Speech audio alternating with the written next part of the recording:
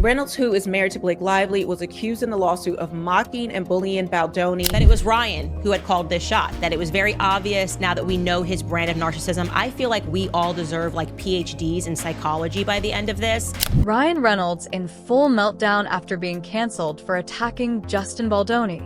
Ryan Reynolds, the king of sarcasm and Hollywood's beloved Deadpool, is now at the center of a storm that's shaking the entertainment world to its core. Ryan, I would say, in my opinion, is plausibly the most guilty party of this entire thing. What started as a playful jab in Deadpool and Wolverine has spiraled into a full-blown war, with Justin Baldoni, the self-proclaimed feminist and director of It Ends With Us, firing back with a lawsuit that could change everything. What's going on here? What does he say? Why is he suing them? But this isn't just about hurt feelings or Hollywood egos. This is a battle that exposes the dark underbelly of power, satire, and accountability in Tinseltown.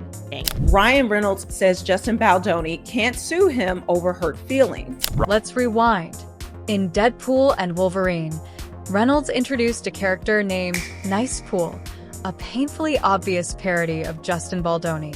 The character, dripping with exaggerated wokeness, was a direct shot at Baldoni's carefully crafted image as a progressive feminist. Thesis is essentially that Ryan is actually such a good guy that he kind of had to be a bad guy. At first, it seemed like classic Reynolds humor, sharp, irreverent, and borderline savage.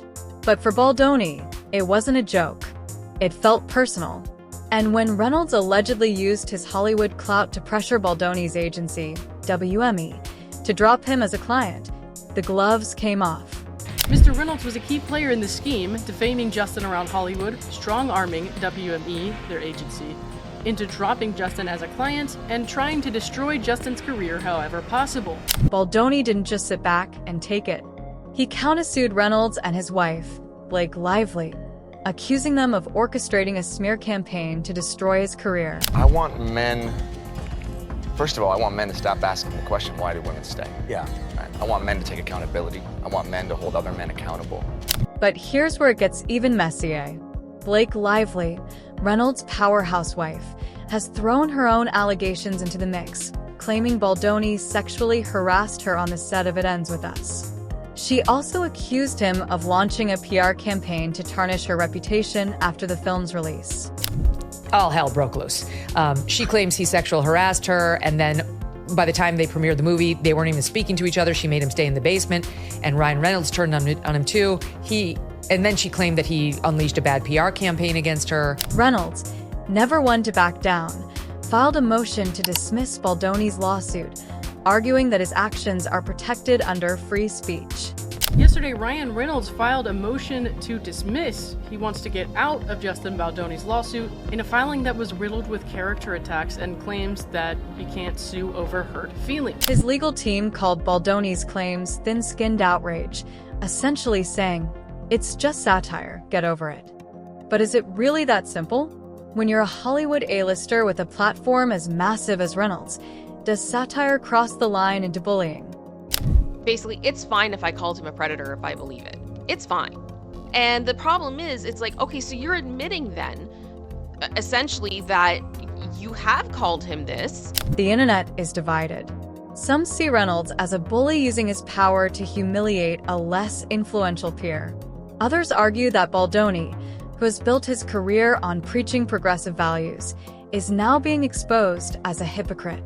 And then there's Blake Lively, whose allegations add a layer of complexity that makes this feud impossible to ignore. She's brought the suit, and he's got to defend himself. And there's some very serious allegations being made against him and Wayfarer for harassment. But let's not forget the power dynamics at play here. Reynolds isn't just an actor. He's a cultural icon with a massive following. Baldoni, while successful, doesn't wield the same kind of influence. No, it wasn't just the so-called. He confirms. They say they don't dispute that the character was based off of Justin Baldoni. It was essentially Justin Baldoni. And so Ryan Reynolds admits this. When Reynolds creates a character like Nice Pool and uses it to mock Baldoni in a blockbuster film, It's not just a joke, it's a statement. And that statement has consequences. Now here Friedman is quoted in TMZ. Let's look at what he said. Mr. Reynolds' exploitation of his enormous power in Hollywood continues, this time arrogantly asking to be dismissed from the case despite his publicly documented involvement, extending far beyond just being a supportive spouse. Baldoni's lawsuit isn't just about defamation. It's about accountability. It's about calling out the misuse of power in an industry where the lines between satire and harassment are often blurred. But Friedman says Reynolds trying to skate is laughable because his fingerprints have been all over the smear campaign against Justin and the Wayfair team since day one. And it's about asking whether someone like Reynolds, who has built his career on being brutally honest, should be held to a higher standard. Meanwhile, Reynolds' defense is as sharp as his humor. Hollywood power couple Blake Lively and Ryan Reynolds, and actor and director Justin Baldoni. The plot of this lawsuit is actually more interesting, I believe, than the film that they made. His legal team has argued that Baldoni's career is built on his reformed dirtbag persona, and that Reynolds' satire is simply holding up a mirror to that image. But is that really the case? Or is Reynolds using his platform to settle a personal vendetta? He adds, after lighting a match, Mr. Reynolds now seeks to run from the flames. It won't work. 100% Ryan was the one who put this line in here. Not SNL, not Tina Fey, not Blake Lively, but Ryan. The stakes are high. For Reynolds, this is about protecting his brand and his reputation. For Baldoni, it's about proving that he's more than just a punchline. And for Blake Lively, it's about standing up for herself in an industry that often silences women. As we reported, Ryan filed the dismissal docs Tuesday, calling Justin thin-skinned for complaining that so-called nice pool character from Deadpool and Wolverine was mocking him. As the legal battle heats up, one thing is clear. This feud isn't going away anytime soon. It's a clash of egos, a battle of narratives, and a spotlight on the darker side of Hollywood. And whether you're Team Reynolds or Team Baldoni, one thing's for sure. This is one drama you won't want to miss. Mr. Reynolds' exploitation of his enormous power in Hollywood continues. This time, arrogantly asking to be dismissed from the case despite his publicly documented involvement, extending far beyond just being a supportive spouse.